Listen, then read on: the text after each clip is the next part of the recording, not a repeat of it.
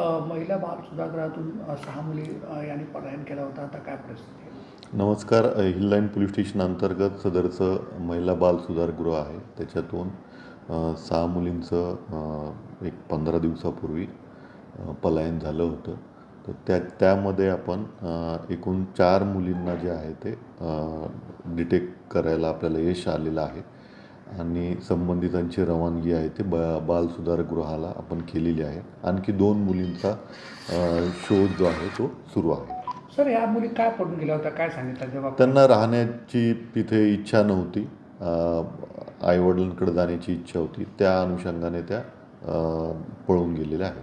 काय गैरसोय वगैरे होतं असं काही समोर आलं? तसं काय समोर आलेलं नाही.